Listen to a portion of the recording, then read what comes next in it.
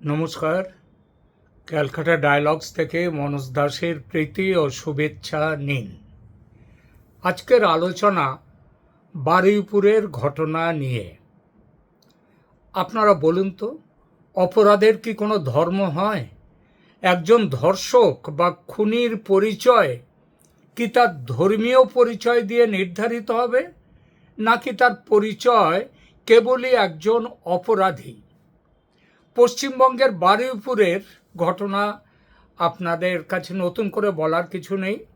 একটি নাবালিকা কিশোরীকে গণধর্ষণ ও হত্যার ঘটনায় আজ পুরো রাজ্য স্তব্ধ, শোকার্ত।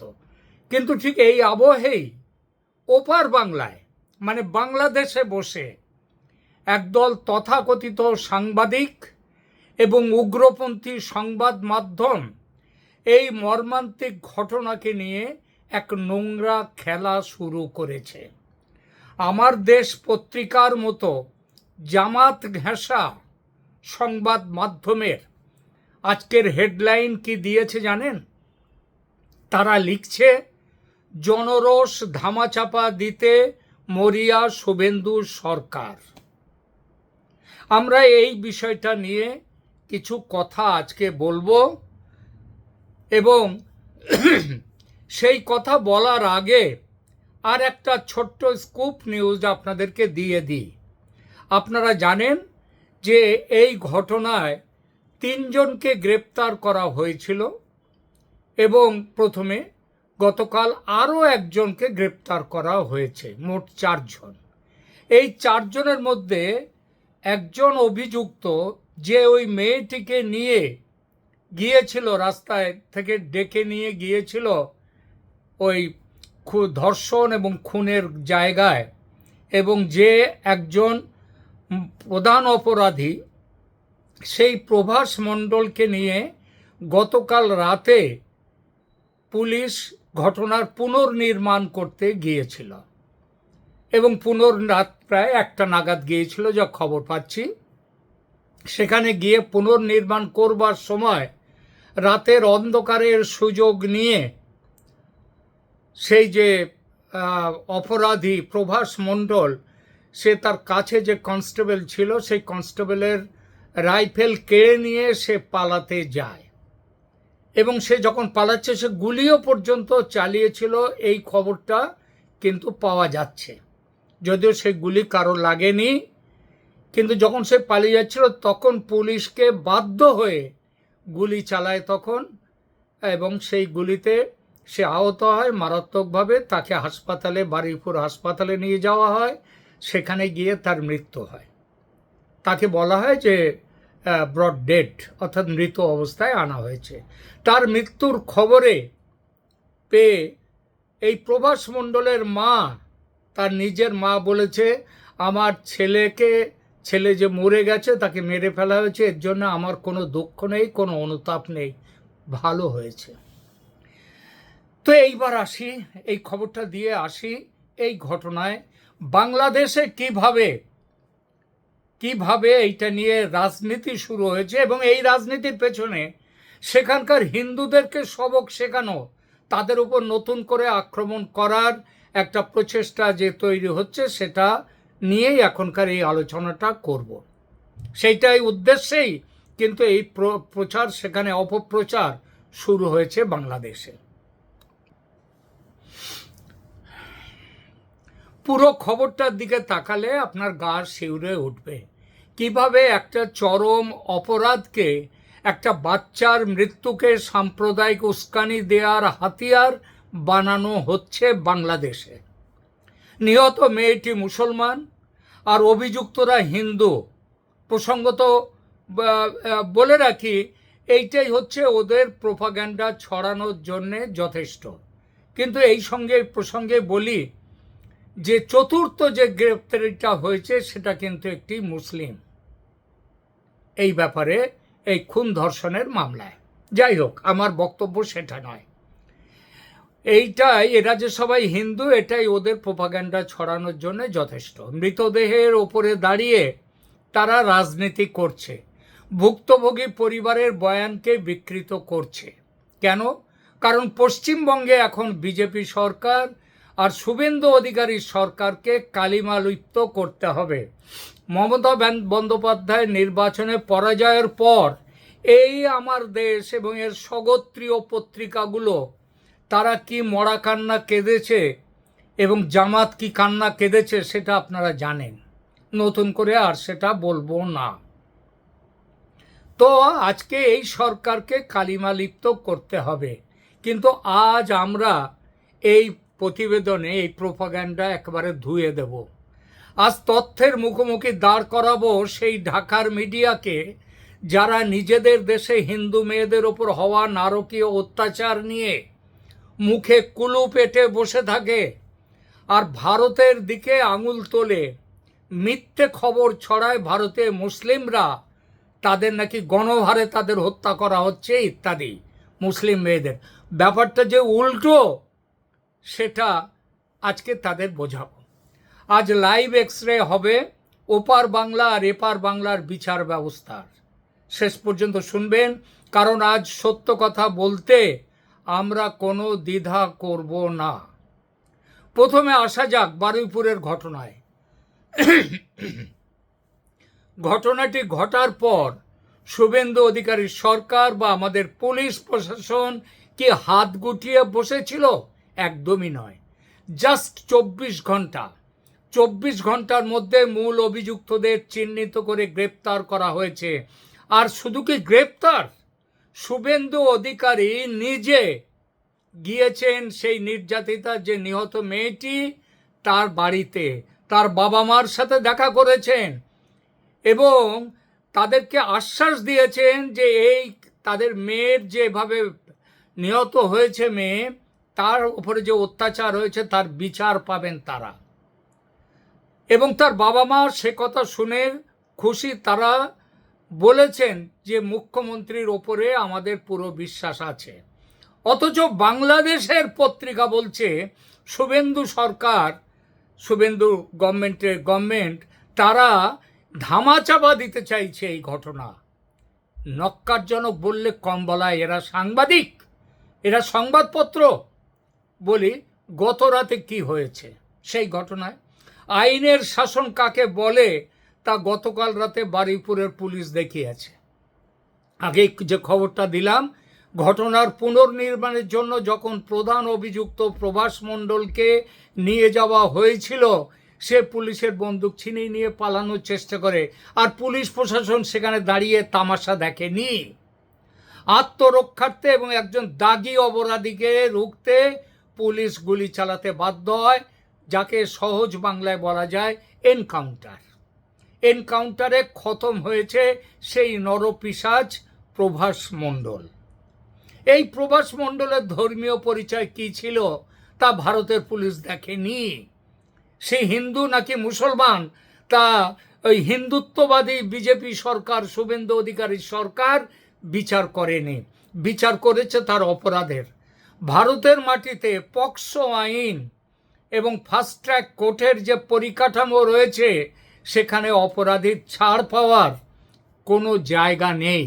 অথচ ঢাকা থেকে বসে এজেন্ডাধারীরা, মিডিয়াগুলো, এজেন্ডাধারী মিডিয়া, তারা বলছে কি, তারা বলছে যে শুভেন্দু সরকার হিন্দু অপরাধীদের বাঁচাতে মরিয়া। বলি চোখ দুটো কি অন্ধ হয়ে গেছে বাংলাদেশের সংবাদ মাধ্যমের? নাকি প্রোপাগ্যান্ডা ছড়াতে ছড়াতে মগজটাই একেবারে পচে গেছে?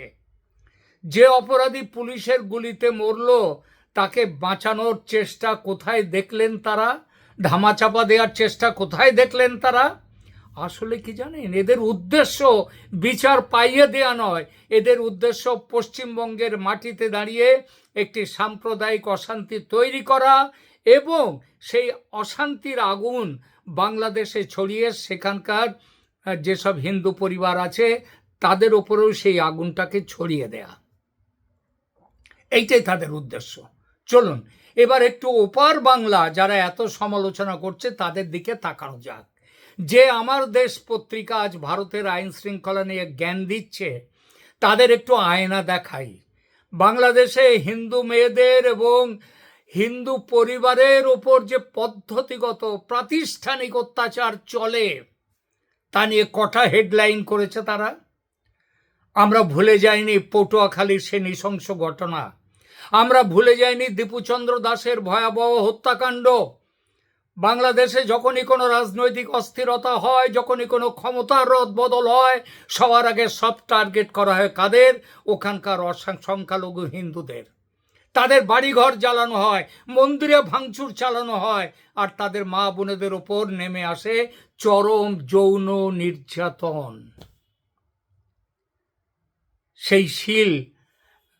সেই যে মেয়েটি, যাকে একদল দুষ্কৃতী এবং বলি বাংলাদেশের মুসলিম দুষ্কৃতীরা ধর্ষকরা যখন তাকে নির্যাতন করছে, তার উপরে চড়াও হয়েছে, তাকে ধর্ষণ করছে, তার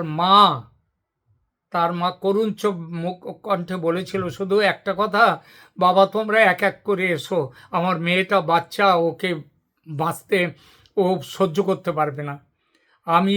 এই হচ্ছে বাংলাদেশ, সেখানকার হিন্দু মেয়েদের উপরে অত্যাচারের ছবি। আমি ঢাকার ওই সাংবাদিকদের জিজ্ঞেস করতে চাই, বাংলাদেশে হিন্দু মেয়েদের ওপর নির্যাতনকারী কোনো মুসলিম ধর্ষক বা অপরাধীর ক্ষেত্রে আজ পর্যন্ত আপনাদের পুলিশ প্রশাসন কি কোনো এনকাউন্টার করেছে?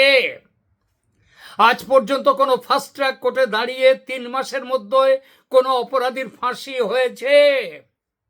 না, হয়নি। সেখানে অপরাধীরা বুক ফুলিয়ে ঘুরে বেড়ায়, কারণ তারা জানে যে তাদের মাথায় আছে উগ্রপন্থী রাজনৈতিক দল এবং সেই দলের সরকারের ছাতা। সেখানে পুলিশ নিষ্ক্রিয় দর্শক হয়ে দাঁড়িয়ে থাকে। দীপুচন্দ্র দাসের হত্যার বিচার আজ কোথায়? নোয়াখালী, রংপুর কিংবা সালার ঘটনার বিচার কোথায়? বিচারের বাণী সেখানে নীরবে নিভৃতে কাঁদে। নিজেদের দেশের এই চরম বিচারহীনতার সংস্কৃতি ঢাকা দিতেই কি আজ ভারতের একটা ঘটনা নিয়ে এত লাফালাফি করছে বাংলাদেশের আমার দেশ এবং তার স্বগোত্রীয় মেনস্ট্রিম পত্রিকাগুলো? আসি বাংলাদেশে মুসলিম নারীদের পরিস্থিতি, সেই প্রসঙ্গে। আপনারা হয়তো ভাবছেন বাংলাদেশে শুধু হিন্দু মেয়েদের শিকার হয়, হিন্দু মেয়েরাই শিকার হয়। না, তা নয়। প্রোপাগ্যান্ডার আড়ালে আসল সত্যটা আরো ভয়ানক। বাংলাদেশের নিজস্ব মুসলিম সংখ্যাগরিষ্ঠ জনসংখ্যার তারাও কিন্তু সেখানে সুরক্ষিত নন। ওখানকার মানবাধিকার সংস্থাগুলো যেমন আইন ও সালিশ কেন্দ্র, তাদের বার্ষিক রিপোর্ট তুলে দেখুন, প্রতি বছর হাজার হাজার নারী ও শিশু সেখানে নির্মম ধর্ষণের শিকার হন। তারপর তাদের শ্বাসরোধ করে বা পুড়িয়ে হত্যা করা হয়। আর এইসব অপরাধের বিচারের হার কত জানেন? বাংলাদেশে সরকারি এবং বেসরকারি বিভিন্ন সমীক্ষা বলছে বাংলাদেশে নারী ও শিশু নির্যাতন মামলায় অপরাধীদের শাস্তি পাওয়ার হার 1% কম। 1%, ঠিকই শুনেছেন, মাত্র 1%। তার মানে 99% ক্ষেত্রে অপরাধীরা কোনো না কোনো উপায়ে পার পেয়ে যাচ্ছে। রাজনৈতিক প্রভাব, টাকার খেলা কিংবা তদন্তের চরম গাফিলতি কিংবা সেখানকার পুরুষতান্ত্রিক শাসন ব্যবস্থা, এই হলো ওপার বাংলার বিচার ব্যবস্থার আসল কঙ্কালসার চেহারা। যে দেশের বিচার ব্যবস্থা নিজের দেশের মেজরিটি বা মাইনরিটি কোনো মেয়েরই নিরাপত্তা দিতে পারে না, যে দেশের 1% অপরাধীও শাস্তি পায় না, সেই দেশের উগ্রপন্থী মিডিয়া, আমি এদেরকে বলবো এরাই উগ্রপন্থী আসল। এই মিডিয়া আজ ভারতকে মানবাধিকার আর আইনের শাসন শেখাতে আসছে। নিজেদের ব্যর্থতা লুকোতে, নিজেদের দেশের মানুষের ক্ষোভকে অন্যদিকে ঘুরিয়ে দিতে তারা ভারতের এই ঘটনাকে সাম্প্রদায়িক রং দেওয়ার চেষ্টা করছে এবং এই চেষ্টার পরিণামে বাংলাদেশে বেঁচে পড়তে থাকা যা 8%-রও কম হিন্দু আছে তাদেরকে নতুন আক্রমণের সামনে ফেলে দেওয়ার চক্রান্ত এগুলো। অথচ একবারও এরা বলে না 1971 বাংলাদেশ যখন স্বাধীন হয়েছিল সেখানে 23% উপরে হিন্দুরা ছিল। আজকে সেই হিন্দুরা কোন ভালোবাসার অত্যাচারে তারা আজকে 8% নেমে এলো, এই কথাটা তারা বলে না। আসুন একটা সহজ তুলনা করি, যা দেখলে দুধ কা দুধ আর পানি কা পানি আলাদা হয়ে যাবে। আইনি কঠোরতা, এই ব্যাপারে পশ্চিমবঙ্গের কিংবা ভারতের কি এখানকার আইন? এখানে পক্সো আইন আছে, এখানে ফাস্ট ট্র্যাক কোর্টের মাধ্যমে দ্রুত বিচার হয়। বাংলাদেশে সেখানে ট্রাইব্যুনাল থাকলেও রাজনৈতিক প্রভাবে বছরের পর বছর মামলা ঝুলে থাকে।